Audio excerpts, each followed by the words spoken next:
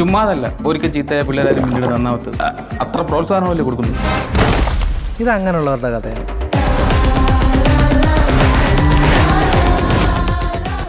വാഴാന്ന് വിളിക്കുകയാണെങ്കിൽ നിങ്ങൾ സന്തോഷിക്കണം. ബിക്കോസ് വാഴ ഇസ് വെരി പഠിക്കാൻ പറ്റുന്ന സമയത്ത് പഠിക്കണം, അല്ലാതെ കളിച്ചു നടന്നാലേ ഇങ്ങനൊക്കെ സംഭവിക്കും.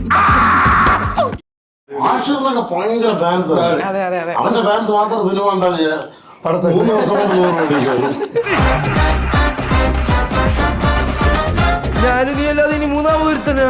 അവൻ ഇനി ഇടിച്ചുറക്കം ഞാൻ.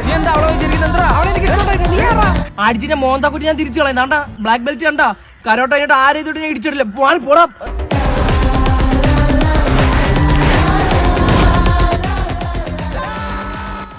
ഇത് കാണുമ്പോൾ നമ്മുടെ പേരുണ്ടാവും, അല്ലെ ഇവന്റെ പേരുണ്ടാവും, അല്ലെ അങ്ങനെ ഇവരുടെ പേരുണ്ടാവും. അതൊക്കെയാണ് ആദ്യം നമ്മൾ നോക്കുന്നത്. പക്ഷെ ഹാഷിം എന്ന് പറഞ്ഞപ്പോൾ അത്രയധികം ഇഷ്ടപ്പെടുന്ന ഒരു വിഭാഗമുണ്ട്.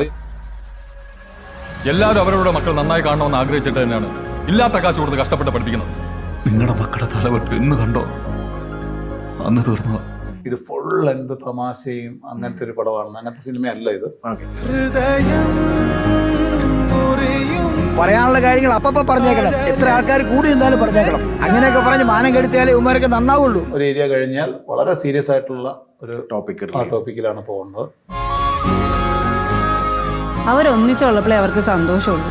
ഇവിടെ വിലയില്ലെന്ന് പറയുന്ന പല കാര്യത്തിലും വിലയുണ്ട്.